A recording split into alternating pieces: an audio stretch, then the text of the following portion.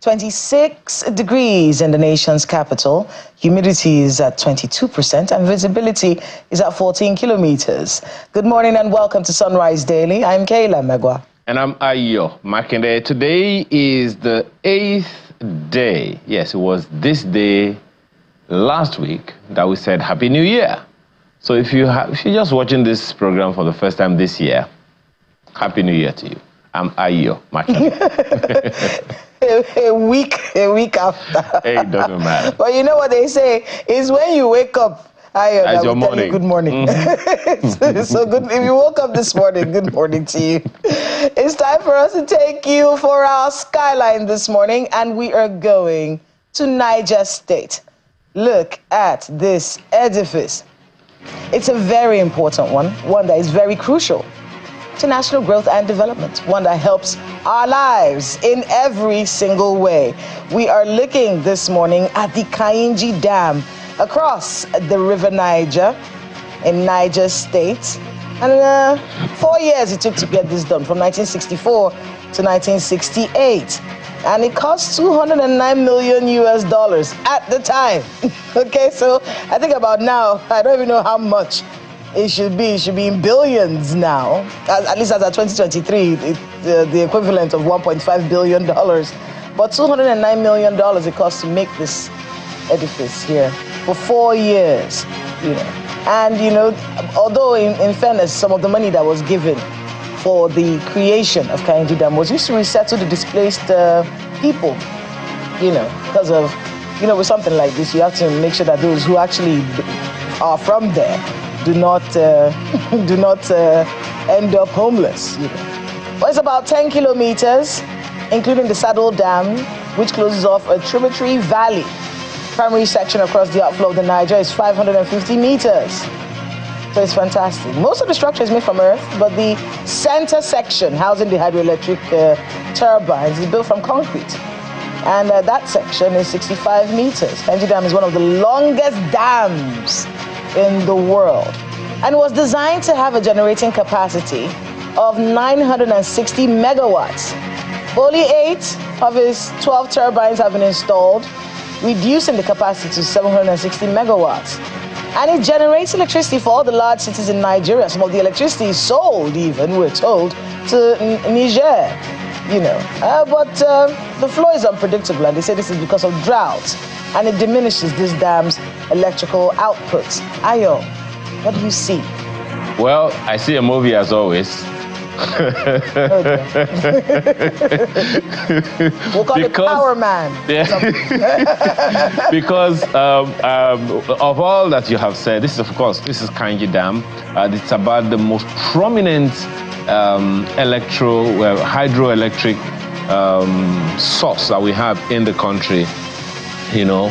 But the part that I didn't mention is the Kainji Lake, which is a reservoir on River Niger, formed by the Kainji Dam, which of course dates back so many years. Another thing you did not mention, Kayla, is the Kainji National Park, which is part of the entire value chain, so to speak, of this this wonderful infrastructure that we are using and that we're seeing, and the fact that it dates back to the 60s and we're still maintaining it until now, that definitely is something. But you know, the lessons cannot be, you know, remonstrated.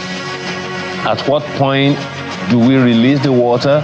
Because when water is released from there, it flows down south into the different parts of the country. And when state governments are not adequately prepared for it, of course, we can imagine all other things that happen. But hey, no doom this time. Let's enjoy this beautiful site of Kainji Dam, the famous Kainji Dam that is right there in that city. It's just a wonder to behold. It's a beautiful one. I want to go here, sit down in that green grass and pretend the mosquitoes are not biting me. Just enjoy the scenery there. But one of the most important pieces of infrastructure in Nigeria. Yeah. And don't be fooled. We didn't just bring you Kainji Dam because it's beautiful. We brought you Kainji Dam because we have an electricity conversation coming up right now. All right, so please stay with us. We're going to a short break. And when we come back, we're looking at electricity supply in the nation's capital. What's happened? We all saw that tweet. We all have pictures of that message from the Abuja Electricity Distribution Company. What's going on? We'll tell you when we come back. Stay with us.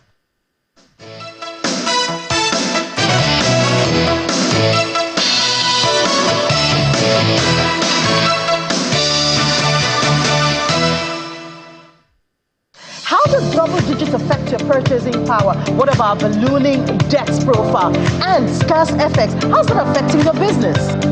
The federal government is turning to the money market to fund this deficit. Are yields contracting or expanding? Is this a good buy for you? Inflation drives MPC decisions and affects sentiment at the equities market. What is happening to your investment? Or would you rather go digital? We track all the volatility in the crypto market. Get the answers from the business team every weekday at 1 p.m. on Business Incorporated, only on Channels Television.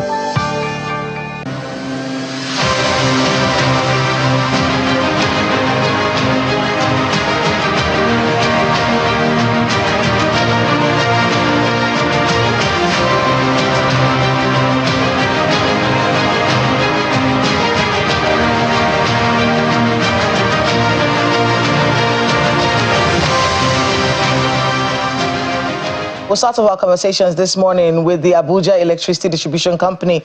And joining us via Zoom is the Managing Director of the Abuja Electricity Distribution Company. His name is Engineer Chijoke Okuokenye. Did I get it right? Good morning. Good morning. Yes, that's right. Okuokenye. Good to have you on the program. All right, so let's start off with that particular tweet that we saw from your office explaining how parts of the nation's capital would be having blackouts. So many people in the nation's capital have not been having electricity. There's some kind of load shedding. What's really going on? And, just a breakdown of what has caused where we are. Okay.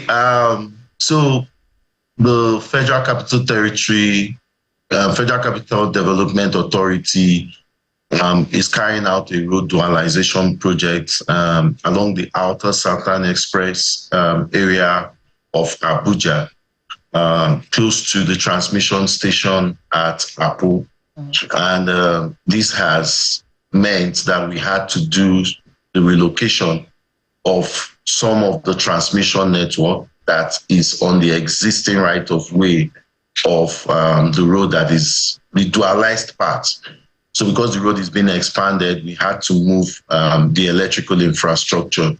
And that has meant that we had to shut down some of the transmission, or that particular transmission station, and a few other stations feeding from it.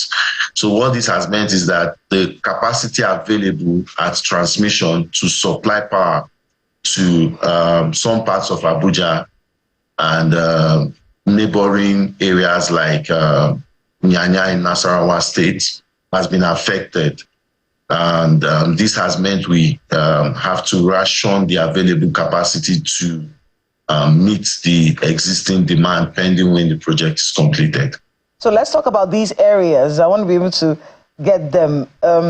Lugbe and environs, Airport Road, Kapwa, NNPC, Games Village, National Stadium, Eye Clinic, Indoor Complex, Christ Embassy Church, American International School, Spring Court, American Embassy Quarters, EFCC HQ, Coca-Cola, Railway, FMC, parts of Apo, parts of Gudu, Bazango and environs, parts of Kubwa, Buari and environs, parts of Jahi, parts of Jabi, Karu, Nyanya, Maraba, Kefi and environs, and other parts of Abuja. This feels like all of Abuja, Engineer Chijoke.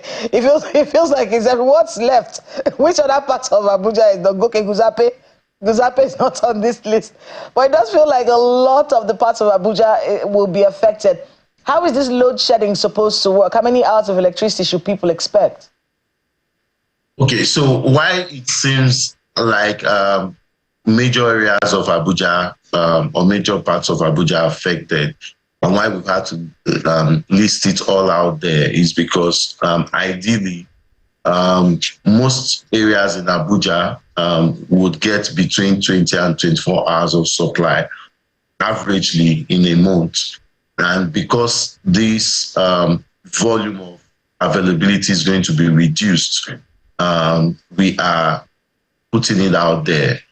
But averagely, we've been able to achieve about 16 hours for most of these areas that we are talking about. So what you're experiencing is that for a customer who usually would get about 20 hours of supply a day, he's now getting about 16 hours of supply. And because we take service delivery very important, we feel that this is something we needed to communicate so that they don't start thinking that there is an issue with maybe their transformer or anything. So it's just us notifying customers that the normal hours you usually get is going to be reduced. So those who are in those areas who normally get about 20 hours are getting reduced supply of about 16 hours. Then those who are on band B, because in Abuja we majorly have most of our customers on band A and band B. So those who are on band B are currently getting an average of about between 15 and 12 hours. So it's just a reduced availability and not complete blackout. So I can tell you confidently that no part of Abuja has been left in blackout since the duration of this project, which commenced on Monday, the 6th of January. From the 6th to the 21st, it feels like a very long time, especially in January. But I'm going to get to how long that takes. You've mentioned now it's reduced capacity. Some residents of the FCT have said, well, if we're getting reduced capacity from the 6th to the 21st of January, and we're band A, shouldn't we be downgraded to band B for the period of time since we're not getting that 22 hours of electricity anymore? Okay, so I would say that the project actually is for the greater good of Abuja. The project is quite laudable, and I think an inconvenience like this for such a laudable project is something that everyone should be willing to make some level of sacrifice. We are trying our best to make sure that even those band A customers, we are able to supply as much as 20 hours. However, I don't think that this little inconvenience will warrant a reset on tariff. But if it becomes necessary, I think working with the regulator, there can be a workaround on how to compensate customers, especially those who become adversely affected. But we don't see that happening. In the days we have had to manage this from Monday till today, we have been able to provide a very high level of response, a very high level of reliability, even above what we had anticipated, because of the level of network reconfiguration we've had to do to ensure that we can move power around. And finally, before I let you go, the 21st of January, is that date sacrosanct, or is it possible that it may take a little longer for this construction to be done? We actually think that we can complete this before the 21st. So I would say 21st is a worst case scenario. We do not see timeline moving beyond the 21st. There is a very strong project management team that has daily debriefing on this. So I don't see any reason why this should extend beyond 21st, unless maybe there's a force majeure, but we don't anticipate any of such. So we believe that all things being equal, we should be in on or before the 21st of January. I mean, I really do have to commend your team, Engineer Chijioke, because I think for the past few years, I think it was when you came in as MD, the communication has been fantastic. I have to give you that. I have to give that to you and your team. The communication is fantastic. We're told before things happen, things are explained to us, and look at you here, taking your time to actually explain what it is that has happened and where we should be, you know, how we should be controlling ourselves when we don't see electricity for these few weeks that you've mentioned. But I want to be able to talk to you about your plans. What are the plans for the Abuja Electricity Distribution Company, for the residents of Abuja? What new thing are you doing this year? So thank you very much. First of all, it's heartwarming to get commendations from the media, and it tells that the job we are doing is visible, and I can assure you that there's a great team that is working to get this to happen. As per our plans for Abuja, one of the things I can say reliably and that comes to mind with this kind of projects coming on is that we are putting in plans to ensure that we can provide energy security. We all know that over-reliance on the grid has been responsible for some of the issues in terms of blackout that we've had recently, and this is just one of such cases. So one of the things we are really focusing on is embedded generation, to ensure that going forward, even when there are issues with the grid, Abuja people can go to sleep comfortably, knowing that we will provide them with power. So service reliability is at the heart of what we are trying to achieve, alongside closing our metering gap. We have an intention within the next 5 years to move the entire network to a smart grid system, because once you start embedding renewable energy into your network, then you need to start thinking of managing the network smartly. So metering, smart grid deployment, and embedded generation are three main focus areas we are looking at, just to ensure that customers get reliable service, and we provide happy, satisfied customers. I see your workers, they come to my neighborhood quite a lot to come and check who's stealing electricity. They come and they check the meters, you know, to make sure that everyone is adhering to the rules that we have. When we take a look at some of those issues, when it comes to people stealing electricity, people who are unmetered, you know, estimated billing, could you give us, as we wrap up, some kind of understanding as to how it has been? What are some of the issues that you've noticed, and how are you handling them? Okay, so two main issues that has really plagued us as a distribution company is energy theft and vandalism. And we are working closely with the security agencies to address the issue of vandalism. And this is a further call for more collaboration and support, both from customers and security agencies, to address this plague that is really affecting the power sector generally. The second issue, like you noted, is the issue of energy theft. In fact, every energy that is stolen deprives us as a nation of power, because energy is not free, energy has to be accounted for. So we are very passionate about stopping energy theft, because that's the only way you can bring in investors. This energy is generated from the generation you showed, Kainji, and for you to bring in more investors to increase the generation capacity of the country, you need to show that this energy can be paid for. And when people steal energy, they generally sabotage the entire nation. So we are very passionate about this, so that as we push out more energy, as we improve our service delivery, we're able to get revenue to pay all the value chain, and then we create a sustainable sector that would drive development and industrialization in Nigeria. Engineer Chijoke Ukwoke, Managing Director, Abuja Electricity Distribution Company, thank you so much for being with us on the program, and good luck with all the work you have ahead of you. Thank you.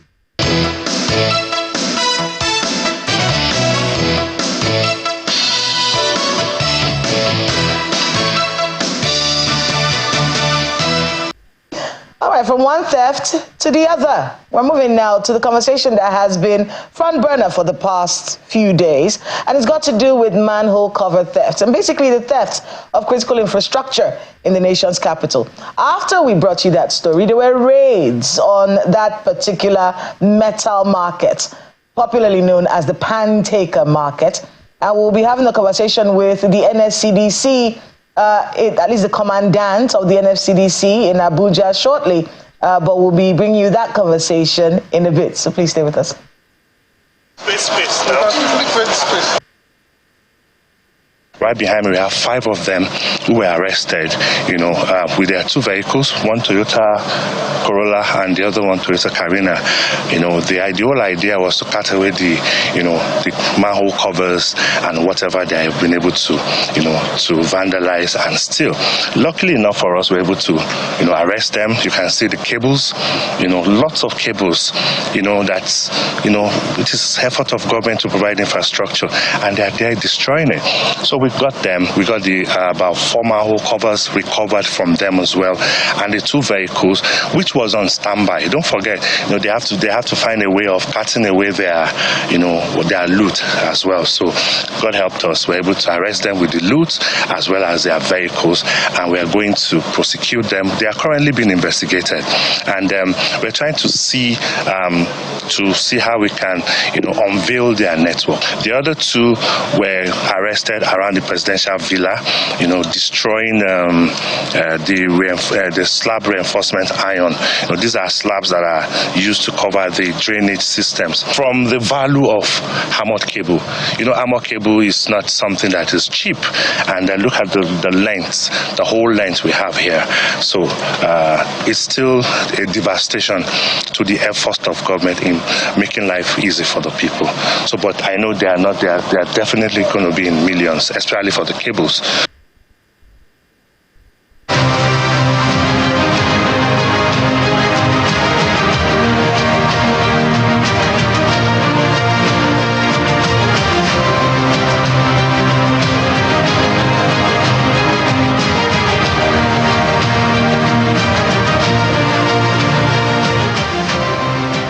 The FCT commandant of the NSCDC, the Nigeria Security Defense Corps, is joining us via Zoom. Mr. Shola Odumusu, thank you so much for being with us on the program. Good morning. Thank you for having me. So the raids, I want to start from there because this is an old story. We've talked about it so many times, about the theft of critical infrastructure and the job that NSCDC has to do. Yes, there are so many issues, and you can't be everywhere at the same time. At least that's something I've heard from your office. But you do your best. We see all the parading of suspects. We see the parading of things that have been stolen. And then the raid on that metal market that everyone calls the pan-taker market, or the different pan-taker markets in the nation's capital. But this is not the first time that we've had raids on those places. And this is not the first time that we're recovering things from these people who sell off infrastructure that has been stolen, our commonwealth that is being stolen. But what happens afterwards? I want you to be able to give us an idea of the status of these metal markets in the nation's capital and where we are now. How can we stop this from now on? How can this end?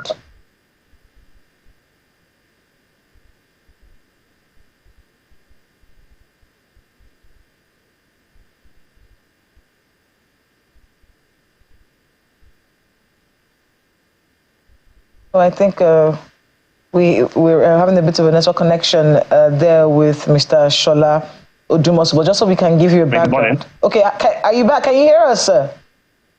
Can you hear me? Good morning. Yes, did you hear the question, sir? Yeah. So what's the status of the pan-taker market? Mm-hmm. All right, thank you very much. It is quite unfortunate that in this age and time, 2025, can you hear me? Yes, we can. Okay, good. Yeah, that Nigerians can still be this crude and there's this wicked, to government efforts to providing critical national assets and infrastructure for life to be easy and meaningful. But of course, on the field, we are able to identify certain factors that have been responsible for vandalism of this infrastructure in the FCT particularly. Chief of which is the issue of Babambola, popularly known as they are the Scavengers. They have become a menace, to the Federal Capital Territory. And of course, there are regulations to ensure that we take them off the street. And that is why you have seen most of the arrests we have made.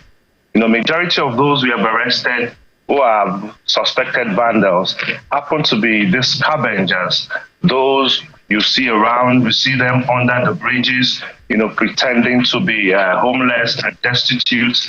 And we've conducted raids, most of these places and hideouts.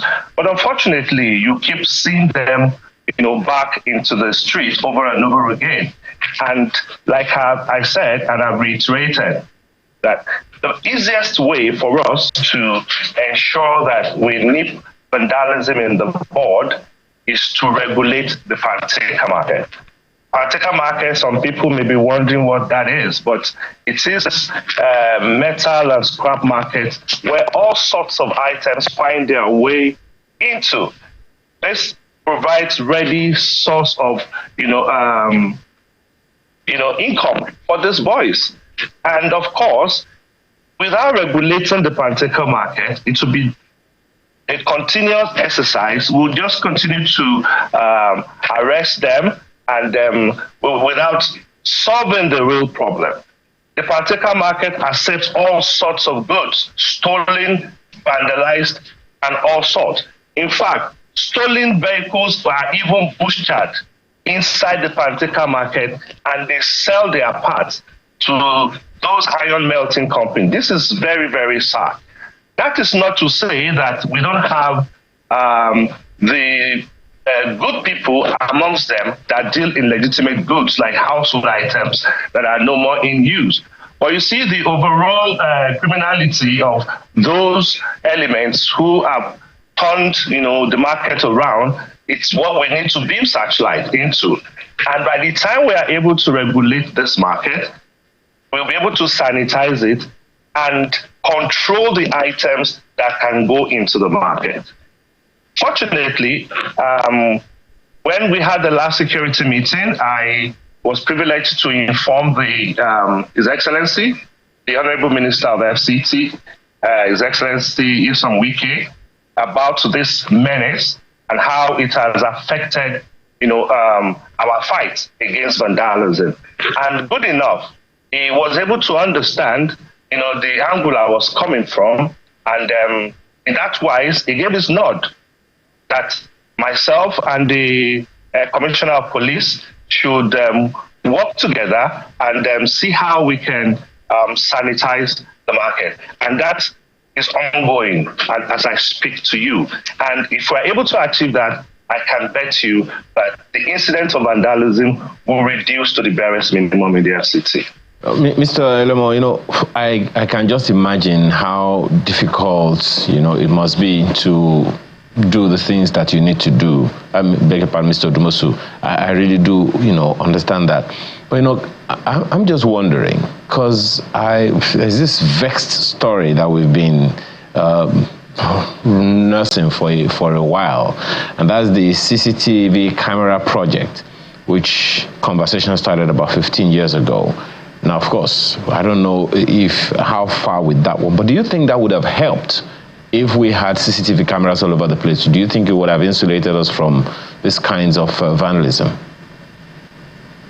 Absolutely, Ion, absolutely. If you go check around the world, most advanced countries of the world, they are able to have real-time information on incidents of crime. And, that is possible because of, the presence of CCTV cameras, which, in fact, as you come into the country, you are being monitored. So there is no hiding place for you. So if we're able to introduce that into our system, I think it will go a long way in helping us. Like I always say, these vandals too, they also try as much as possible, because in as much as they know that security agencies, security operatives are on their trail, they are also... Okay. I thought maybe we lost you there, Mr. Dumosu. Okay. Well, because are you back, Mr. Dumosu? All right. So if there is, I'm hoping that you can hear me at some point. This perhaps... I'm hearing you. I can hear you. Okay, great. Your response underscores the fact that perhaps there is a need for us to inject some technology into policing national infrastructure, particularly in Abuja and in various other parts of the country, because we also know that these things happen in other parts of the country. We mentioned Lagos, Port Harcourt, and Kano yesterday when we highlighted this issue. So in the conversations that you're having with the authorities, to what extent are we talking about technology in helping out with these functions that you have to perform, whether in Abuja or I'm pretty sure that you sit in meetings where other parts of the country are discussed? Like I was saying earlier, the Honorable Minister of FCT, His Excellency Yesam Wike, is a man who has an understanding of security architecture, especially of the FCT. And then there is an ongoing conversation, in trying to, upgrade, the status of FCT security. So it's an ongoing discussion. We have held meetings. We have identified areas where there needs to be injection of some form of new strategies, and I'm sure with time, it's just one of the challenges. I've heard him talk about is that the issue of CCTV camera it falls within the domain of national security. So I know, of course, if it is something within the immediate purview of the Honorable Minister, it's something he would have done, because within the little period that he has been in the saddle of leadership of the FCT, you've seen the transformation he has done. You have seen the urban renewal and, of course, the network of roads and the rest of them. So the only way we can actually protect this and make this, things work for us is to ensure that those things are put in place. But he's working in that direction and is speaking with the authority to ensure that security is improved in the FCT. So I'm sure it is a matter of time, because right now I think we have no other choice than to look in that direction so that we can have real-time information about all of this. And, there are so many technology we can put in place in such a way that even this infrastructure, when they are being vandalized, when they are being tampered with, it triggers, some form of alarm, at the situation, room where we control all of this. So it's very, very important. And so, Dumoso, you mentioned a very critical point in the beginning of this conversation, which is the scavengers. We call them Babambola here in Abuja. And it's a very interesting dynamic, because I've heard what you're doing in the other areas when it comes to the Panteka market, when it comes to the security and CCTV bit and the plans, to ensure that the FCT is properly run and visible. We can see what's going on. But when it comes to these scavengers, people, our hands are tied, really, aren't we? Because you see, they're there every morning, very early in the morning. They come and they ruffle through your bin. The bin that is in front of your gate, they come and they ruffle through it and they pick up scraps and whatever. And many of them carry weapons with them. A few times people have tried to stop them. Well, no, you're not supposed to be, or say scavenging is against the law in the FCT. They carry weapons, they will stab you. At least I know 2 people who have been stabbed by these scavengers. What can be done about scavenging in the FCT?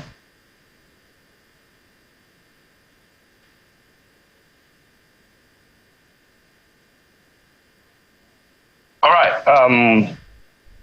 I said it earlier that it's a serious problem, and in almost nook and crannies we see this issue of scavenging. It's a serious problem that we have to address. Can you hear me? Yes, we can hear you. Okay. So efforts are ongoing, and I'm happy you are able to see the arrests we're making. We're intensifying efforts to make sure that we rid FCT of the scavengers. And that is why in our strategy, what we do is that we move out apart from the patrol during the day, at night, my boys move out from the hours of 12 a.m. and 2 a.m. That's the period you see them under the bridges, hibernating there, because most times they hide under the cover of darkness when the street is deserted to do these nefarious activities. And some of them to very early hours, like 5 a.m., 5:30, that's when they come out. So that is what we are doing right now. By 12 to 2, we raid all under the bridges in the FCT.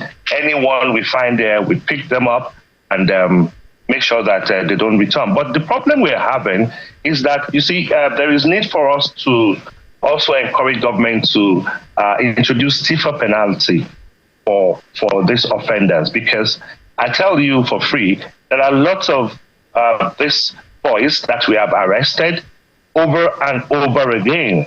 And guess what? The problem is not far-fetched. It is because of the penalty, the sanctions they get.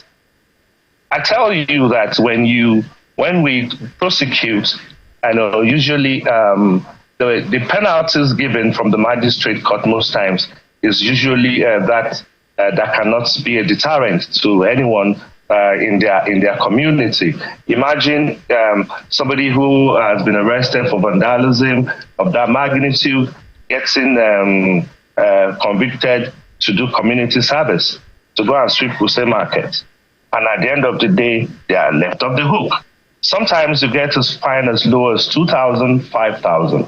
These are very, very affordable amounts of money.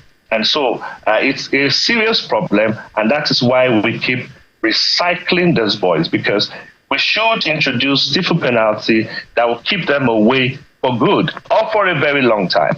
But you arrest somebody in January, by the end of the month of January, you're arresting the same person again because he has been left off the hook. So there's need for stiffer penalty. Government needs to look into that direction.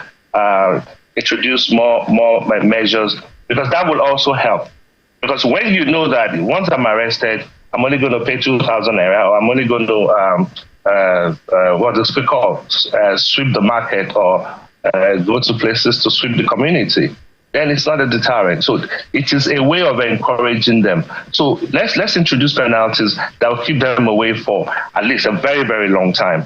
And this, I'm sure it will discourage them. I mean, that's very telling, and I think a dimension to this conversation that we really haven't heard much from, because we do see the arrests, and if someone is stealing manhole covers that people are falling into, cars, people are having accidents. We had a terrible accident over the Yuletide because the car fell into that manhole cover with his family. It was a terrible accident, and it's all over the place. And the punishment is to go and sweep. The market. They charge you 2,500. I remember one time we went to one of the courts where these boys were being tried, and they had somebody standing in front who was distributing the money, for the bail, for the guys to be. As easy as that. So we need to review the penalty. How can that be done? How do we review the penalties? Is there a change in the FCT law? How is that supposed to be done? Do you know? I'm sure the authority concerned are watching as we speak. How is this to advise governments on how to move the country forward? And the government, they know what to do. If we have to move on and make sure that this problem is solved continuously. I want to thank you so much. It has to do with the judiciary, and that is not within my. I think that's the next. That's where we should take the conversation next. We're moving in that direction, so we actually get something done about it. But I want to thank you so much, Mr. Shola Odumusu, for being with us on Sunrise Daily, and we'll talk to you soon, I hope. All right. Thank you very much. Ayo, thank you so much for having me too.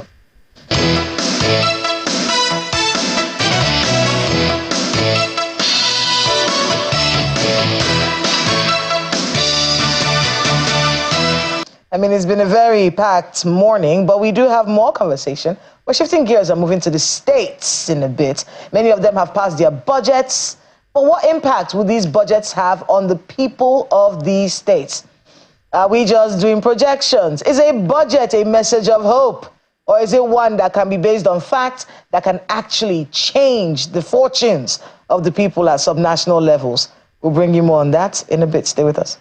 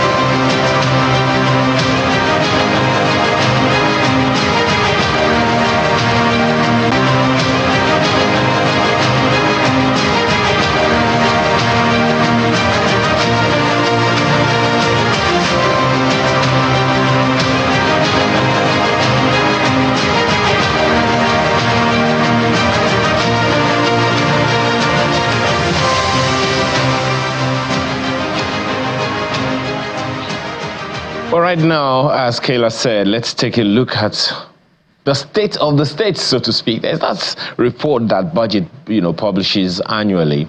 And it's not just budget that publishes such documents. Budget is all about, okay, these are the budgets of your states, and these are the things that they did with them. And there's also the PLSI's state accountability index or something like that. Of course, he'll be telling us about that in a bit. So what they do with that report, the annual report, is to check with the states, check which states did what, particularly in the area of accountability. It's actually called a subnational audit report. It's a subnational audit index report, subnational audit efficacy index report. And the last of it was in 2023. And of course, we'll hear a little more about that. And what's the assurance we have that going forward, the states, as Kayla said, the budgets that they have signed and passed, some of them have passed and signed, is going to answer any question or bring real development to the people. Olusegun Elemo joins us this morning. He's Executive Director of PLSI. Thank you for joining us this morning. Yeah, thank you for having me. Yeah. Happy to join. Yeah. So let's look at the states. Away from the Federal Capital Territory, we've talked about two issues in that place alone this morning. But let's look at the states. A good number of them have passed, at least some of them have passed their budgets. And we're looking to how development will trickle down to the states. Every time we talk about budgets, we're talking about the federal government of Nigeria. But the states have also passed budgets in trillions as well. So are you hopeful, knowing what you know, going by what we've had over time, are you hopeful that this time around the budget will bring real direct impact to the people? Well, MC, I am hopeful because we are beginning to see changes. We have to be honest. We're beginning to see changes in some areas at subnational level in terms of development. Infrastructure development is improving. Maybe workers' welfare has also been adjusted a little bit. But then, when you look at how states are investing, what they are prioritizing, then you want to now measure that against what you call resilient and sustainable development. So more monies are going to state now. I mean, there's no doubt about that anymore. And many states, like you mentioned, have presented their budget for 2025. In fact, the numbers we're looking at here in the office indicated that there's been significant jump in the budget of states. I'll give you an instance. For instance, Oyo State in 2024 presented 434 billion as budget estimates. But when you look at 2025, it's jacked up to 684 billion. That's about 36% increase. Lagos State presented 2.2 trillion in 2024. In 2025, presented 3.4 trillion. That's 35% increase. Kaduna presented 458 billion in 2024. Now presented 790 billion in 2025. That's about a 42% increase. And when you go to Jigawa, Jigawa presented 298 billion in 2024, and in 2025 presented 690 billion. That's close to 60% increase. What that tells you is that state administrators now are making forecasts on the basis that there is more money. Now, you have to really look at where the more money is coming from. Is it coming from internally or externally? It's coming from externally, well, not borrowings, but majority coming from statutory allocations through FAC. And when you now look at where states are spending the monies that they are getting, much of it is focused on physical infrastructure. And that's where your question come in. Does it project hope for development? It depends on how we want to define development. What should we focus on in terms of development? If you ask me, I would say the situation we're in Nigeria today, we need to prioritize human capital. I mean, it's not to de-emphasize the place of physical infrastructure. Then when you put the physical infrastructure in place, who are the people that will manage it and make sure that whatever development you have achieved is resilient and more sustainable? I think that's where the question is, because many of the states now rather construct airports than build schools. And this is a big question. It leads to the next question, Mr. Lemon.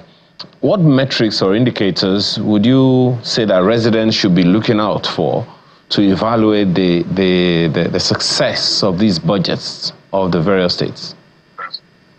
Well, I think it's very simple.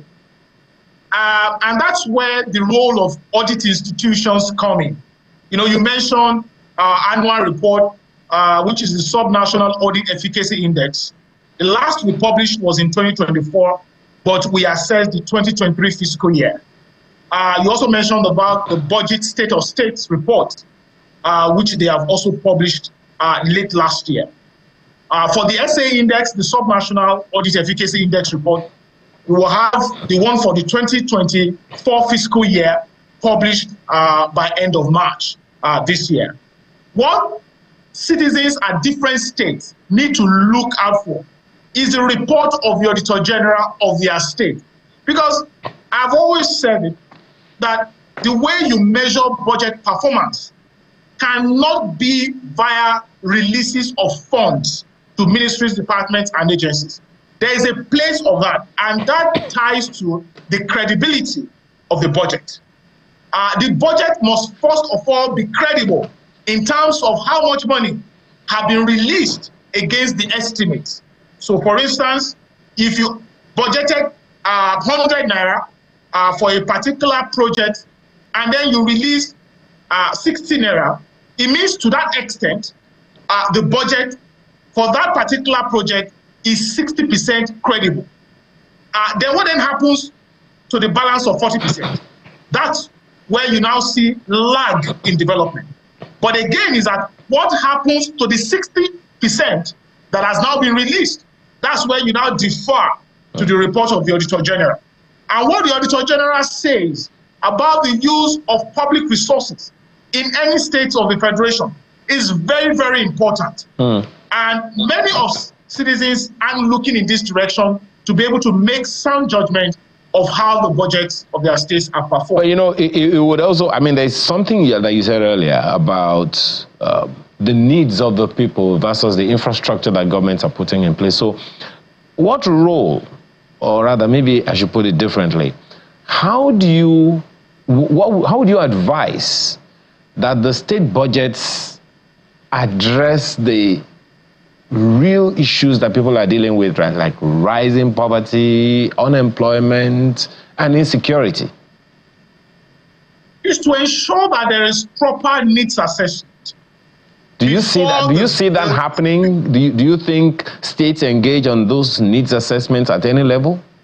I think they do it, but not significantly enough to be able to capture the interest of the people. Do you think it would help? My apologies. Do you think it will help to have, because part of the Constitution also says that the role of local government administrations is to also be part of the socio-economic decisions in the states. Do you think it will help for local government administrations to be a part of the process at the state level? Absolutely. Absolutely. And I think that's where the local government autonomy issue comes in. And I've listened to the Attorney General for the Federation saying there's no going back on implementation of the judgment of the Supreme Court. And I totally support that the federal government, force it down the throat of state governors, that there's no going back on the judgment of the Supreme Court with regards to the autonomy of local government. Because again, is that where are the people located?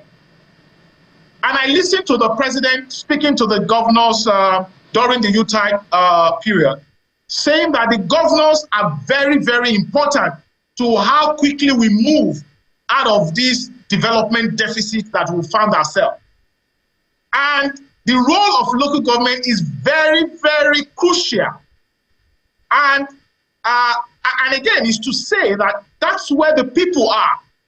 So the budget of local governments, for instance, how the budgets are formulated, must capture the interests of the people, must reflect the needs of the people, must be inclusive enough, where you don't expect, for instance, if you have 100 million people in a particular local government, you don't expect the whole 100 million to then come to a room and formulate the budget document. No, but the stakeholder interest, must be captured, which means that there must be representation of the different stakeholders who will then come forward to say, these are what we need in this locality, these are what we need in this locality, and that then reflects in the policy direction of government, which then now also reflect in the budget document. What we have seen over the last couple of years that we've published our report is that there is lag in the implementation of policies. And where there is lag in the implementation of policies, because that's what, when you implement the policies effectively, is when the people begin to now feel the impact of government. But the reason the policies are not effectively implemented is also because of the inefficiencies in the public finance management chain. And where that happens, you will realize, because you cannot dissociate policies from public finance. You need money to implement policies. And when the public finance processes are not efficient enough, you then realize that the policies, whether on education or on healthcare or on agriculture or on transportation, will not deliver results. As such, the lives of the people will not improve. So what do you need to do? What you need to do is to ensure that the policy formulation, policy design process is inclusive enough. And when you come to the budget formulation process, you also ensure that it's inclusive enough. And then the implementation of these two, whether the budget and the policy objectives of government, you involve all the necessary stakeholders to ensure that the public finance process deliver policy objectives that will then affect the lives of the people positively. That's how poverty will be reduced. That's how out-of-school children will be reduced. That's how healthcare infrastructure will be improved, and that's how food security will come up. I want to thank you very much for all those points, Mr. Lemo. But there's an aspect, I don't know, it's in my mind. Maybe you can help us expand on it. The accountability bit when it comes to state budgets. We only hear about the state budgets when it is passed. But I've never seen, at least personally, I've never seen where there's a check to see that, okay, well, this was budgeted for, and this is what it was used for. I think there were civil society organizations, I think I followed the money, for instance, that used to check all those things from time to time, but I haven't been hearing a lot about that. On an institutional level, how do we put checks on states' budgets to ensure that everything this lovely governor has said to us will be done this year would actually be done, and then he can be held accountable at the end of the year. Is that a possibility? And how can that be done? Well, it is a possibility. On the issue of the civil society, what the civil society is doing, I think we're still doing what we need to do in terms of oversight functions of the budget. It's just that, the work, cut out for civil society is enormous. And we need more people, more Nigerians to get involved in that process. And it's improving on a daily basis. In terms of the institutional mechanism, I think that's why we have the state houses of assembly. Unfortunately, many state houses of assembly, we have to be realistic with ourselves. Many state houses of assembly today are captured. They are not able to perform effectively their oversight function. In fact, it's better off at the federal level, if you ask, with what the National Assembly is doing vis-a-vis the executive. But when you come down to subnational, it's more pathetic. And without the state houses of assembly performing their oversight function, beside lawmaking and representation, on the budget, you will not have the budget deliver the kind of result it should. There is also a committee, in all the state houses of assembly, which is called the Public Accounts Committee. That committee is the committee that is constitutionally responsible for reviewing the report of the Auditor General after the end of the fiscal year. Not many of those committees are performing their functions effectively, at least as reflected by our Subnational Audit Efficacy Index report. And what we want them to do, that committee must be up and doing, reviewing the report of the Auditor General that has audited the financial statement of the government and the budget execution process of that government. When that committee reviews the report of the Auditor General vis-a-vis the implementation of the budget, the committee is able to see through the lens of audit what gaps exist and what recommendations it can make so that those gaps don't continue in succeeding financial year. That is how we improve the PFM process. That is how we improve the policy implementation process. And that is how we improve the lives of the people. And finally, just before we let you go, I mean, that is such a great idea, and it's one that could turn things around. But can it be enforced? We see the reports, we see that a lot of work has gone into this. In fact, there are some civil society organizations that do monthly follow-ups on these subnationals and their budgets. Every month they release a report. But they release the report and that's it. How do we... I don't want to sound like someone that likes punishment quite a bit, but, it's important that someone is held accountable. How do we enforce that need for the person to say, oh, they will do a report about me by the end of this month, and it's a report that could affect me on this chair, so I might as well do the right thing. Is that doable? Of course it is doable. You see, there is the difference between social audit and statutory audit. What civil society does as social audits, they have their own impact in creating social consequences. But the kind of consequence we want are not just social consequences. There's a place for social consequences, but where you have even statutory consequences, and that is the kind of consequences you get as a result of statutory audit. The civil society does social audit, but the Office of the Auditor General in each state of the Federation does annual statutory audit. That report is submitted to Parliament. If in a proper system where you have autonomy of the Parliament and the executive, you will see a situation where the Parliament will review that report and make further recommendation, and in some cases, consequent recommendation that should then be enforced by the executive. But again, you are making recommendation to the executive for consequences on the executive.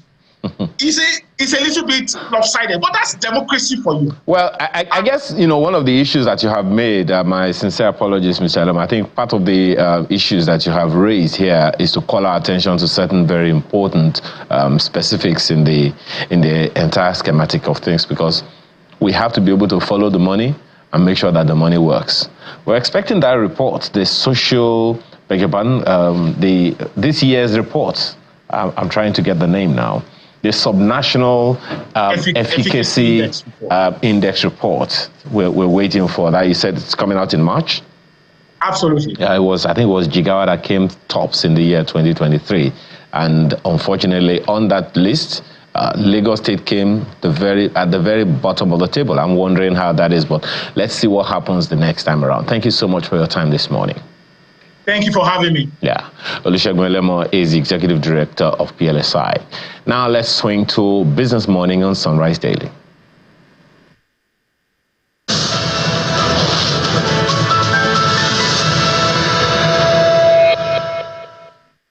Hello, welcome to the midweek trading day right here in Lagos, Nigeria. Let's head straight to the markets now to see how they're looking. Starting with oil, we'll see oil prices have surged today as supply tightens from Russia and OPEC members, while stronger than expected U.S. job openings. That hinted at growing economic activity and rising demand for crude. I guess investors want to know if there's going to be demand for crude in 2025, but we're seeing that impact the price there, 0.42%, $77.37 a barrel. Seems these prices might be tending towards that $80 level. We'll see if we can get there at some point. U.S. WTI crude, $74.67 a barrel, and that's up 0.57%. We see a Reuters survey revealed that OPEC's oil output dropped in December, reversing a 2-month upward trend as maintenance in the UAE that offset gains elsewhere. Meanwhile, Russian oil production fell short of targets, averaging about 8.9 million barrels per day in December. And according to Bloomberg, on the economic front, job openings in the U.S. rose in November with low layoffs and workers hesitant to quit, signaling a healthy economy and increased oil demand. We'll see if that continues to play out in 2025. To the FX market now, we see the NAFEX window saw a notable jump, about 3.70 naira to settle at 1,538 naira. So we'll see NFM 0.29% down, 0.07%. That was the marginal drop there for the CBN rate, 1,534 naira to the dollar. NAFEX 1,538, 0.24% jump there. So we're still seeing that range trade there for the naira in the FX market. To other matters now, see Nigeria's foreign exchange reserves that rose by $591 million in the month. Following the government's $2.2 billion Eurobond auction on December 2nd, 2024, the reserves increased from $40.29 billion on December 2nd to $40.8 billion by January 3rd, 2025, reflecting a 1.47% month-on-month growth. The central bank's data also reveals consistent growth, with reserves climbing steadily throughout December. The highlights include an $84 million rise in the first week and a sharp $265 million jump mid-month, driven by foreign exchange inflows and oil revenue. Compared to the previous year, Nigeria's reserves have grown significantly, surging from $33.042 billion in January 2024 to $40.88 billion in January 2025. And to other matters, the Pension Fund Operators Association of Nigeria, PENAP, has raised concern over the sharp decline in pension fund investment, as in real estate investment trusts, that's REITs. According to PENAP, REIT investments have plummeted from 239 billion naira in 2020 to just about 20 billion naira by the end of 2024. This significant drop, with a low point of 14.14 billion naira in 2022, highlights the challenges facing the sector.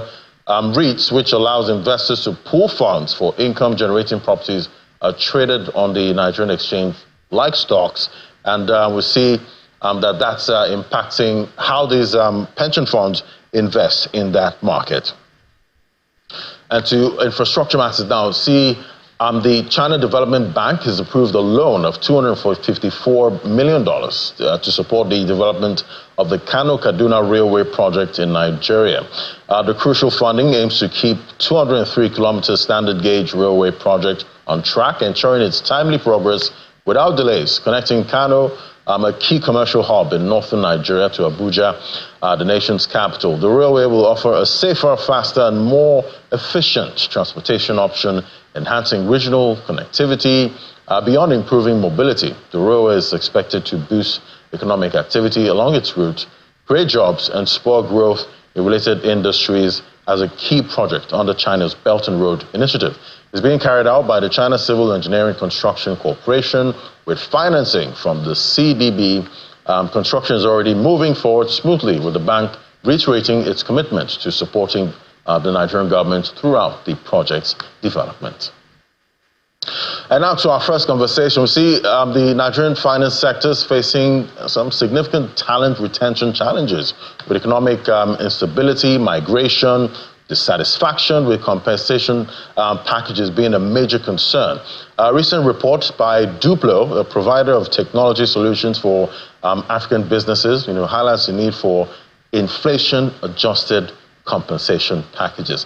And joining us to discuss that, we have Yele Yekola as the CEO and co-founder of Duplo to discuss the findings and the reports. It's great to have you. Thanks so much. Yeah, so quite interesting. Happy New Year, first of all. Yeah. And so we're seeing dissatisfaction. Makes sense. When it comes to compensation, definitely it's expected. Inflation, currency devaluation, some people's salaries at some point could fetch them maybe $1,000. Yeah. That's not the case anymore. And looking at the report, we're seeing compensation satisfaction. People dissatisfied with their current compensation was about 27% in 2024. Yeah. Moderately dissatisfied with current compensation, 29%. Speak to me about this data and how it compares to the previous times. Yeah, so I think, like you said, it's expected. One thing that we saw in the report was that more than half of the guys that we surveyed earn less than 500K in finance teams in Nigeria. That 500K last year could have meant almost $1,000, like you said. Now it's at some point over $1,000 go back. Exactly. Yeah. So now it's halved, significantly. So it makes sense that we're seeing, a significant jump from 14% to about 3% in terms of people being happy with their pay. If you add this together, it's about 56% of people actually not happy at all with their pay. And that has been a massive decline from last year. And it's also very difficult for businesses to adjust to this because they are also facing these issues as well. Inflation is very high, and it's very difficult for businesses to pass this cost to their customers as well. So it's like a case of businesses can't pay because they're not earning as much, and employees aren't happy at all. And how they're solving for this is by just leaving the country and looking for other jobs that could pay better. Now, I guess it's just like, the birds. Yeah, exactly. You watch an animal documentary. Exactly. You see the birds, they migrate to different regions. Yeah. Maybe there's some kind of drought coming in this region, so they go and look for other opportunities also. Other opportunities. So that's what's happening. That's what's happening. So even in this survey as well, 22% of the people that we surveyed were already outside the country. So it's not looking very good for the finance industry. And just to give context as well, this was just heavily focused on finance teams. Right. So I'm sure it's even worse in other, jobs as well. It's not looking very good. And the hope is that, we can... And I guess that's also encouraging that the jackpot syndrome... Yes. Did it kind of calm down somehow in 2024? So it wasn't as... Same? Yeah. So 2023, when we did the survey, we actually asked people if they were actually looking to leave. And it wasn't as high as this year's, 2024, I mean. And, but then the issue as well is that because cost of living is expensive, also very difficult for folks to actually find ways to leave the country because now it's more expensive to actually get flights and, afford visas and all these different things. So people are kind of stuck in their jobs. And that's what led to, us, telling businesses to actually find ways to adjust for inflation. But like I said, it's easier said than done. Because we see the businesses too also struggling. At this point, the revenue is not coming as they would like. Yep. Profits are dwindling. We're seeing industries like the telecom industry asking for tariff increase, you know, at this time, even though we're wondering how much the consumer, you know, can take. So it seems it's, no one's winning at this point. No one's winning. But just back to your point about JAPA as well, you know, what we're seeing this year is that, you know, for me as a tech provider, what would happen is we focus heavily on finance teams. And every single month, we were pitching to businesses, and we're pitching to a new CFO every single month because they're just being replaced. People are just leaving. And just turnover is just, you know, rapid in the industry, or across different industries. And yes, mostly to JAPA. So what can an organization do, you know, at this point? I think, you know, it's in two buckets. So one is the JAPA issue, and the other one is the economic issue. On the JAPA issue, I think it's almost impossible to solve for that. I think the best a business can do is just, you know, just provide great working conditions for your employees, make them feel they're actually a part of the business itself, and that could lead to loyalty as well. So that might not stop the JAPA issue, but it might just delay it significantly. And secondly is, economic, you know, just tying compensation to, like, you know, inflation as well. So one thing we're seeing businesses do more and more is they kind of increase the base salary, but they're also improving their benefits. So now we're seeing things like grocery allowances, transport stipend, you know, housing stipend as well. So those things can actually help businesses keep their employees better. But JAPA is a different beast on its own. It's a personal issue. You know, we're also seeing a lot of people who also wanted to, you know, move abroad for their kids as well. How do you stop that? It's almost impossible. But yes, the best you can do is just provide a great place for your So even though you're not increasing the salary, you can create benefits. That could be the easiest way for businesses to solve for these issues. Is it affordable-ish? I think it's less, you know, it's cheaper than, you know, doing a complete, full-on 200% increase. Yeah, so it's, you know, for us, for Diplo, for example, we've done inflation-adjusted salaries over the last 3 years. And it's also sustainable for a lot of businesses in Nigeria. We are very lucky that we can do that. Most businesses can't do that. And that's, like I said, that's what's leading to these issues that we're seeing in the data. Right, and, you know, going back to 2024, we did see some stability for FX. You know, we saw the Naira. Towards the middle, towards the end. And it came back. Then, you know, when all the just got back, you know, came in and we saw some inflows. So did that impact at all? We didn't see that in data. You know, we didn't get that information in data. Okay. I think what we saw though is, yes, more people want to leave, more people are trying to leave, but now it's just much difficult for them to leave. And it makes sense because, like I said, we've seen the FX. Because we also heard about Jackpada. What's that? People that left and they have to come back. That's a luxury, you know. That's a luxury. I think that also happens, you know, in the higher, you know, bands of these different, you know, so CFOs, auditors. That happens, but mid-tier, you know, employees, no. I think a lot of people are just trying to go find better opportunities elsewhere and maybe come back when they're, you know, at a certain level. All right, so let's look at the talent retention challenges there. We see economic instability. About 41.4% of respondents cited that as a significant threat. Yes, it was talked about the migration. 34.5% cited as a significant threat. Also, migration. Then the exchange rate fluctuation. So we did see stability at some point, but inflation. We saw moderation, but it started picking back up. So, you know, looking at 2025, it almost seems like we might be coming into 2025 with stability. I hope so. That's with the Naira. We're all hoping that, you know, continues. But inflation, that seems to be the wild card at this point. So what do you think can be done to create some kind of satisfaction, you know, for employees in 2025? That's not going to cost the business too much. I think it's very difficult for a business to pass on costs to their customers. So yes, revenue is going to be stagnant, unfortunately. One thing we're seeing now is that we're seeing a lot of businesses trying to use technology to basically solve some of their issues and be a bit more agile and efficient, so they don't have to hire more people. So now if you can retain your talent and just have your employees, you know, the same numbers, you know, year on year, and revenues maybe increasing a little bit, you can actually increase salaries there. So one thing, of course, you're trying to just be a bit more efficient with your business, so you can actually pass on the savings to your benefit package for your employees. I think that would be the first thing that businesses should do. And then secondly is, like I said, they're getting benefits. I think the most important thing that a business could have is the talent, right? You know, they drive the business. So investing in that long term and thinking of it as like an investment could be a way for businesses to win over the next 4 or 5 years when we see that things might become a bit more stable. So, it could be like you're actually investing in these people to potentially stay over the next 3, 4, 5 years. Because another thing we're seeing is that even if they leave, for JAPA or whatever reason, hiring new people and training them as well is also as expensive. So why don't you pass on those savings to just increasing the salaries or benefits to get them keep them longer? Thirdly is just making employees feel that they're part of the business. So a lot of startups like ours, provide equity packages to employees as well. It's not as expensive in the short term, but the hope is that as the business grows, they also make money as well. So yes, that's something that businesses can do, and that's something we do as a business, and that's helped significantly keeping our talents at bay. So what about the talents themselves? What should they be doing? Upskilling. You did mention upskilling in the report. Yeah, I think upskilling. So the finance teams tend to be very traditional, and it makes sense. They didn't earn money. But it's very important that, with this wave of technology, AI, data, they just need to upskill, or else, they'll lose their jobs to technology, unfortunately. So yeah, upskilling is very important. We're seeing that a lot of employees actually want to be upskilled, but the businesses aren't helping them do that.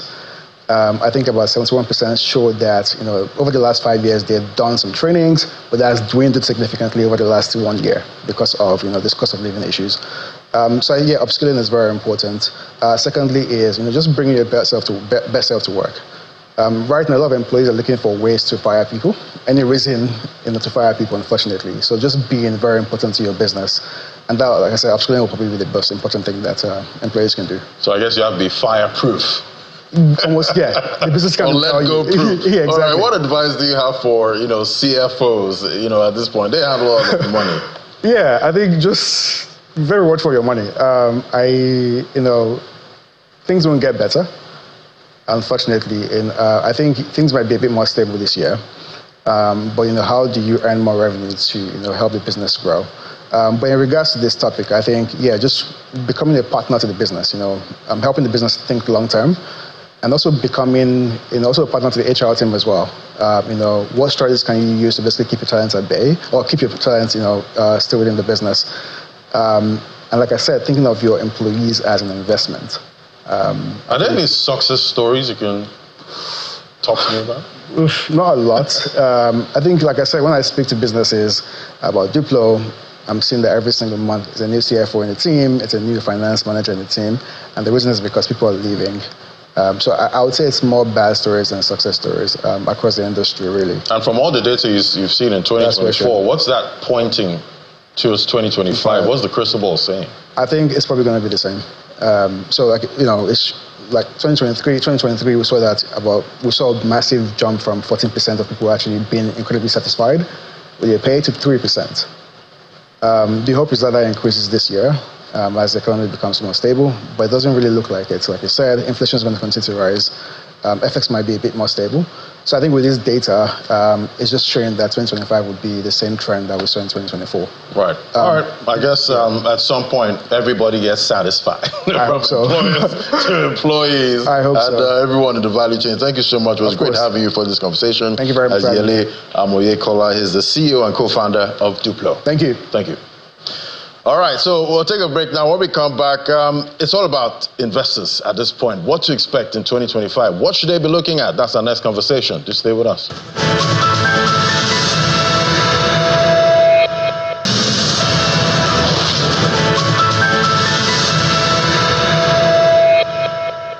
All right, so we see January is moving along really fast. At this point, we're expecting inflation numbers sometime next week. But let's review what's played out so far for the month of January in the market. Join us for this is Dr. Ayodeji Ebo, the MD, Optimus by AfriInvest. Great to have you on the show. Happy New Year. Yeah, good morning. Happy New Year to you. It's great to be here. Right. So we see yesterday the market did close in red, but month to date, January is still looking quite green, at this point. But the week is looking like it might end negative, with the way things are going. What are you expecting for investor sentiment in January? Are you expecting it to just be flat? Okay, thanks.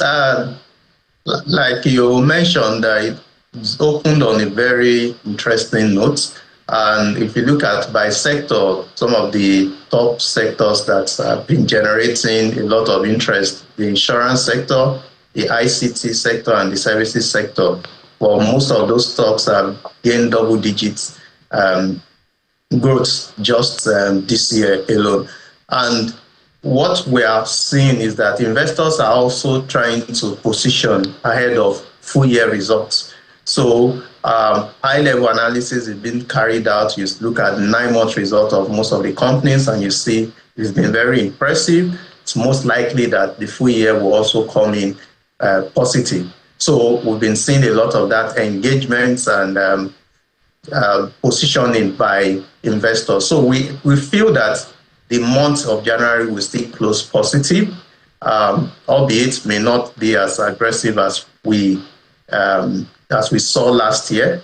But there are some sectors that may also distinguish themselves. You know, some of these sectors, look at the insurance sector, and in anticipation of the policy around the recapitalization is also what is driving sentiment within that space. The telecommunications sector, which is also premised on, which is also going to be premised on the approval of the upward review of the tariff. So we're seeing investors trying to position in some of those companies ahead of those approvals. But talking about the approvals for the telecom sector, if it doesn't come in the first quarter, what do you think happens to most of these telecom stocks? Yeah, so I think that there are two factors that are driving beyond the expectation of the upward review. Secondly, if you check their results last year, the FX volatility really impacted on their earnings. So we expect that with less volatility of the FX this year, so by the time they do their mark-to-market on the FX, there will be less FX losses compared to last year, which will make them profitable. So those are, beyond that first factor I mentioned, this other factor is also a major determinant. So we still feel that with the discount at which the stocks traded last year or is currently is trading, there's still upside opportunities. So this is not a recommendation, but we think that we like the sector. All right, so, you know, we've been talking about beating inflation for the longest time now. We did see the all-share index may outperform inflation in 2024. Do you see that happening in 2025? And what do you think is that asset class that investors should really, power money into in 2025 to really, really beat inflation? Okay, thanks. So I think the first thing we need to notice that while you're also trying to beat inflation, you can also be sure that you're also bridging the gap. So no idle funds. Secondly, we look at the sector. The equities market will still beat inflation. So overall, may not, but there are stocks that have potential. So if you're able to identify some of the sectors that either policy will drive them or there's demand for the products that they offer, those stocks will still beat inflation. Secondly, investment in dollar-denominated assets. So while we expect a mild depreciation, not as we saw last year, of the naira, we feel that when you look at likes of the U.S., those that invest in the U.S. stock market, Donald Trump, based on his policy of American first, most of the companies within that space, there will be a lot of support for them, and there will be capital appreciation in those stocks. For those that are risk averse, can also look at cryptocurrency. You need to understand the risk that you are going into if you want to go into that. And we also think real estate is also a sector that, especially if you are within the low medium housing space, there will still be, the demand is still there. And if you take advantage of the area where you invest will also determine the return that you also get. So there are a couple of assets that we think would also beat inflation. But overall, like for those that don't like to take risk, this area, we see fixed income investments is also very attractive, but we don't expect it to close this high. So to take advantage of that, you invest in more long-dated instruments such that when interest rate is reviewed downwards, it doesn't affect you. So you take advantage of that. So those are some of the ideas that investors can take advantage to optimize. So you are talking about a portfolio. So when you have different return across asset classes, overall, you should still be able to beat inflation. Talking about most of the risk assets, at this point, they really did well, in 2024. Do you think risk is still going to be a risk-on sentiment in 2025? Yes, I believe that, yes, it will be. Within that space, too, regulation is also coming in and adoption is increasing. So which means that demand will also increase because the issue, the liquidity, especially the top or the traditional cryptocurrency, when you look at the availability, the units is not as readily available, which means it will drive the price. So as more global asset management, even if it's 1% of their AUM that they put in this sector, it drives it. We saw what happened when BlackRock, one of the leading asset managers in the world, invested in last time investing in cryptocurrency. Some of the likes of also JP Morgan for their private wealth clients. That is also going to drive sentiment. But what it's concerned for a lot of people is the regulations. And I feel that once the proper regulations is put around that particular asset class, they would also see more adoption in that space, which would drive up the price. All right, we'll definitely keep watching out for that, but I'm sure investors are also watching out for the central bankers. What is central bankers going to do with rates in 2025? We already heard from the U.S. Fed. The Central Bank of Nigeria, the MPC, they are not we're not really seeing them talk about rate cuts, that much, coming into 2025. But it seems that might be in the cards at some point. So what are you seeing for the first meeting in 2025? That's for the MPC. And what kind of forward guidance are you expecting? Okay, thanks. I think at this meeting, it's likely that rates will be retained. But by the time we're looking at forward-looking, after a second half, rates should begin to moderate. If we expect on a base effect, inflation rates should also moderate. So which would also be a major booster for the CBN or the MPC to cut rates.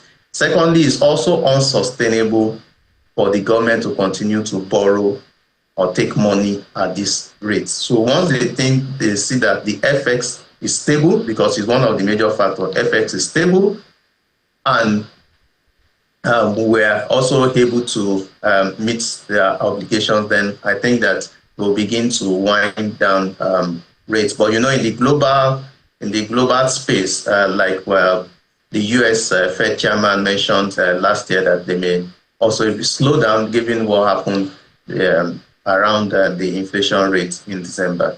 Right. All right. So much to look out for in 2025. Rates, inflation, currency. We'll see how it all plays out. Thank you so much, Dr. Ayodeji. It was MD Optimus by AfriInvest. Thank you so much. Always my pleasure. Thank you. All right. We'll give you a summary of what's playing out in the markets. That's at 1 p.m. on Business Incorporated. Thank you for watching. That's it from me on Business Morning. I hand things over to the Sunrise Daily team.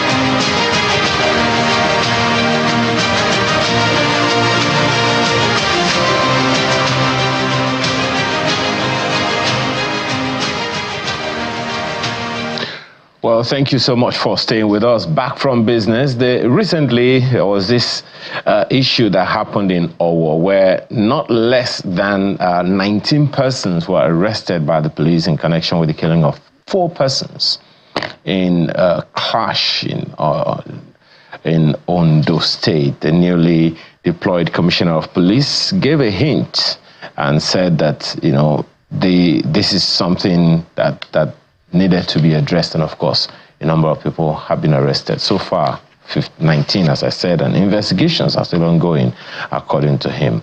But then, some kind of backstory, perhaps, into this conversation is why we brought Buchi Atunwu to have a conversation with us. No, you only always have to see just the first name as Buchi, the gospel reggae musician. But this morning, he is Buchi, the author, the writer, and a former university lecturer. He joins us from Uyo. Thank you for joining us this morning.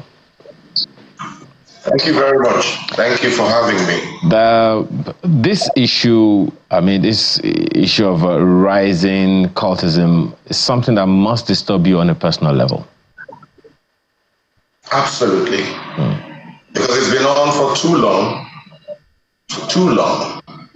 And it's something that can be checked. Well, give us a backstory. You've operated in the university before as a lecturer, and now more than ever before, we have a lot more students in schools. And now more than ever before, the level of despondency is quite high. And now also more than ever before, a level of hopelessness is high. Now more than ever before, young people pay a lot more attention to their mental health, and where they can't, they look for as many distractions as possible. So give us an idea, perhaps a backstory of why you think this is, how bad the situation is from what you can tell us. Let me add one more. Now more than ever before, we have held up cultism to our children as something fruitful and rewarding, no longer something to be checked and weeded off. Yes? Because when you reward evil, you mock good. Our children look around and they see that those who have been cultists are being honored by society. Our children look around and they see that the deep state is thriving. The people who are really in authority are not necessarily the people sitting in the seats of power, but they report to other authorities, higher authorities that are unseen. And it is beautiful to control power from behind the scene. Make no mistakes about it. Nothing challenges money in glamour and appeal than power. So we've made it attractive to our children to seek alternative power. Yes? But anyways, this has been going on for a long time. Many years ago, the weapon of murder was poison. Cult groups poisoned members of other cult groups at parties, and then they graduated to daggers and swords, and then to small arms, berettas, and so on and so forth. And because this is a reflection of the larger society, heavy arms are in circulation, heavily in circulation. And so they are also available to the cultists, even in schools. And by the way, they are not just in the universities anymore. You find them in secondary schools, you find them in primary schools. And they're not just in schools anymore, they're now in motor parks. People on the streets now join cults. What used to be just confraternities, they join these groups because it's now accessible to them. When we leave this thing unchecked, it continues to grow. And I hope it doesn't grow to the point, if we're not there already, where you could say it's totally uncontrollable. You know, the question, they seem to just be reverberating in it, but what do you think drives young people to join confraternities, and how do you think we can break the cycle? I know you talked about the motivation that society inadvertently provides for it, but is that sufficient really? What is it that drives young people to confraternities, and how do you think we can break the cycle? On the one hand, injustice. How did it start in the first place? It was a crusade against injustice. And as long as injustice thrives, as long as people see that they cannot get justice from the authority, constituted authority, from the police, or from the courts, they're going to find means to get justice for themselves. Injustice, and of course there is the adventure side of it. We've made this thing look appealing, and so young people who are going into school think that if they don't belong to a court, they don't really belong. And so there are those who go into cultism because of adventure or misadventure, if you like. And I think I fall into that category. That's how I got in. Adventure. Soldiers of vainglory. We were already in the trenches before we knew what the war was about. You were a target of assassination, not because you did anything wrong necessarily, but just because you belonged to another group. You became a legitimate target of attack.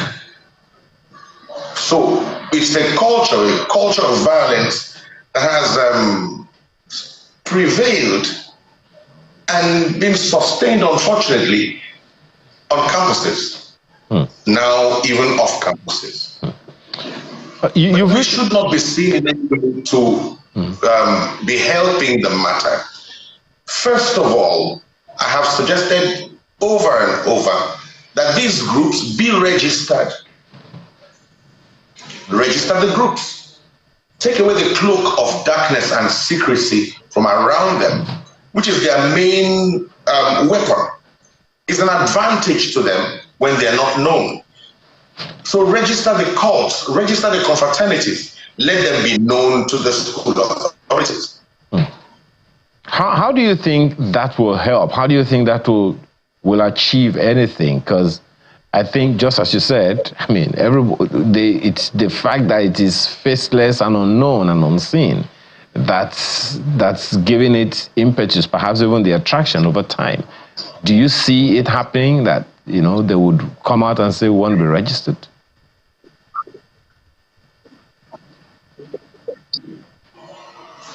Many of them are registered even in CAC by different names. Several of them are registered because they say there is something they represent. Anti-colonialism, anti-oppression. By different names, they have gotten registration. So let's register you. Begin to do that for which you have been registered. If you say you are anti-oppression, how are you going to fight oppression? If you say you are anti-injustice, how are you going to combat injustice? What are your means? Who are your members? Let's get to know them. Come out, have your say. What do you really intend to do? What are you about? This way, you're able to weed off the underground elements that fuel the violence. Okay. Now, if you say you want to clean... Yeah. Go ahead. Land on that point. If you say you want to clean the streets and develop the hinterland, then go ahead and do that. And you say this is your name, we'll call you by that name. And you say you want to be identified with this color. We know you with that color.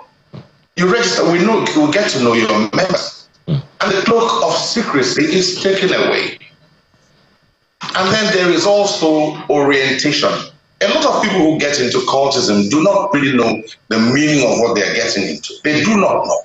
It's only when they are in there and they find out, like I said, You're already in the trenches before you know what the war is all about. Well, just to give clarity to the person who is watching and listening to you right now, you wrote 2 books, at least that I know of, Ceasefire and My Weed and I.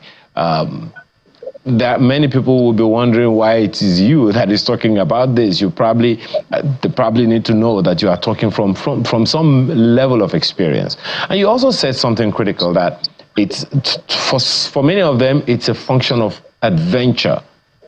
Is there a parenting deficit somewhere that leads to this kind of adventure? Usually, yes. There would necessarily be for a child to go into school and seek to join the people that they have been warned against. There would be some kind of parenting deficit, yeah? But even when you could absolve the parents and say, you find children who are coming straight from Sunday school, but because of their sense of adventure, they want to be there. They want to get into it. They want to know what it's about. And so they get into the cause. Yes, there is. And like you said, to put it in perspective, yeah, I was there. I joined the cause out of a sense of adventure. And because I really have always prided myself as one who stands against injustice in any form. And so these things drove me into needing more power to exercise my will against injustice. And so I joined the cause. But what I saw was totally different. I didn't see how, in any way, as a corporate organization, we did things to address injustice. I didn't. And the same for all the cults. They are all children of the same father, only by different mothers. The only difference between one and another is just that they go by different names and identify with different colors. All right. Well, my apologies. The Ondo State newly deployed Commissioner of Police, says an investigation has begun to determine the level of involvement of those who were arrested, and 19 persons who've been arrested in the cult clash, because we understand it was triggered by 2 opposing cult groups in the town. An attempt at reprisals heightened the spate of fighting. If you would give any counsel or guidance to the police or to the authorities, in what direction would you advise that they be looking so that we can nip this in the bud, or at least do something to make sure it doesn't get any worse? They're going to find the same thing that previous investigations had found before now. They're going to find that the people involved are probably guilty as suspected, but connected to people in power. They're going to find that someone knows someone who matters a lot, and the children may not be in the cell or may not go to court and be tried properly and sentenced. It may never happen. Yes? They're going to find that these groups that were involved, the 2 primary groups that started the fight, have no record of membership, and so there is really nobody to talk to. They're going to find that the people involved may be too afraid, the victims may be too afraid to come out and identify any of those people as culprits. Because when you do, it continues. And that's when the victims are themselves innocent. A lot of times, cult violence does not involve innocent victims. A lot of times, the people who have been hit, the people who have been killed or injured, probably had shown some affiliation or affinity some other groups. Yes, if you investigate, you find that this is between groups and not spreading beyond to non-members. I'm looking for the words here to stay away from their parlance. They are hardly totally uninvolved. You will find that there is some involvement at some level of the victims themselves. Now, just to be clear, something that you just said now, that they're going to find that influential people are involved. Are you saying that these cult groups are being powered by people with means from outside of the universities? Categorically, yes. They are not different from the people who snatch boxes, ballot boxes. They are not different. They're not different from the people who do dirty jobs for dirty politicians. They're not different. It's the same people.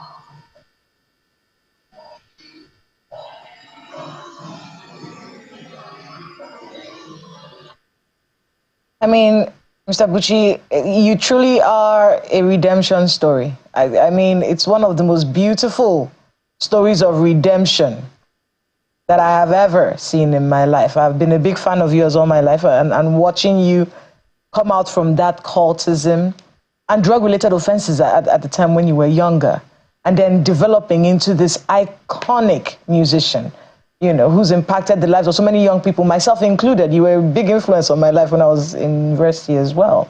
And it's truly that story of redemption that I want to be able to see replicated in these young people.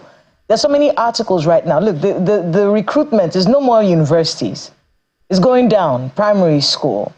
And I think reading your books as I was you know, getting older, the dynamics of recruitment into cultist groups during your time is different now. Most times now it's because a sense of belonging. They need a place to feed, for instance. They need protection in the neighborhood. You know, we're seeing that abroad, they'll call it gangs, you know, the way you would have gangs that kind of protect your interests in the neighborhood. It's getting lower and lower in Nigeria. In fact, I read an article where it said, young, ruthless, and armed with death. And that is the situation. Last year, in July of last year, the police in Rivers State actually released a statement saying that there was a recruitment call for a very popular cultist organization. There was a recruitment call around the nation, and we're telling parents to be a bit more careful. The Edo State Governor, Mondo Kwebolo, was also recently, about a month ago, concerned about recruitment into cults in Edo State and giving the riot act. Now, while all of these riot acts are being done and we see the arrests and the parades and all of that, it does feel like there's another essential element that really, in many ways, doesn't feel like it's in touch with the times that we're in. Do you find that in your understanding of cultism in today's Nigeria? Let me get the last part. Do I find that? I mean, do you find that there's an element that is not being addressed? We see the parade of the suspects, the arrest of the young cultists. Is there an element in today's Nigeria that is being missed out in the understanding of cultism in 2025?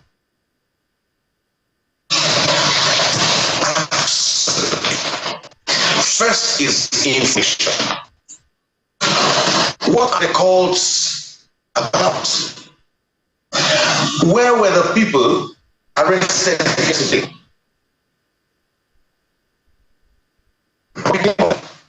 Who brings them out? They are looking up to people. Yes, who are not on campus and who are not seen among them. They all do. And then there are arms in free circulation. There's a free circulation of arms in parts of this country that would shock you.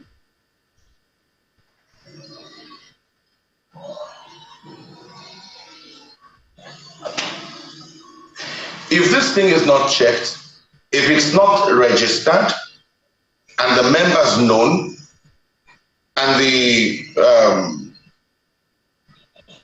health out, you're going to find that we just have a wing, a youth wing, violent youth wing of larger interests, political interests, mostly. Just, you're looking at youth wings that are about to metamorphose into, crystallize into accepted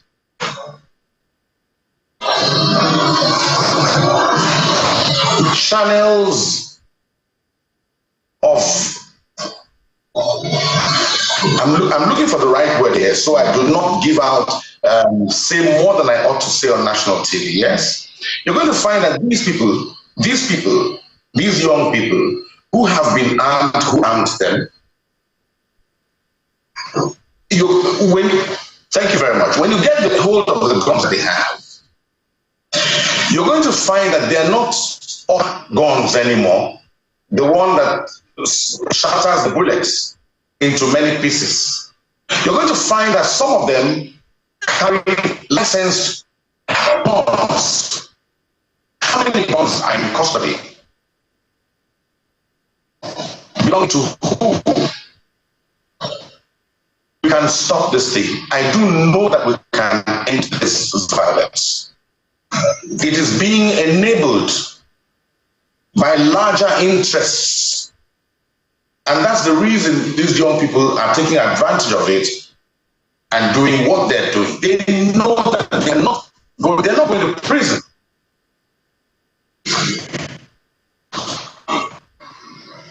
Yes, this is. I mean, it's a very sad that should really make us pause and actually think about what we're doing about the future of our young people. I mean, I want to be able to talk to you with the economic situation in our country. Poverty is an excuse for everything now. And we're seeing violent groups rising up in local communities, young people. You see them during the day just strolling around, but the moment there's a loophole anywhere, they come out with their weapons. We were talking not too long ago, about scavengers. Most of these scavengers are young people, and they carry weapons with them, making up this community that in many ways you cannot be safe inside of these communities. I like the dimension that you brought where you talked about, look, we need to go to where the sponsors are, who's arming them. If you check that, you'll be shocked at where the sponsorship of this sort of thing is coming from. But when it comes to the poverty elements in society, how do we stop people from being lured into cultism, banditry, all kinds of vices on the promise that at least they would have a better life? Maybe not a better life, but at least they will eat. At least they will have something to eat and be able to give their mother something at some point. How do we work that dynamic in your experience?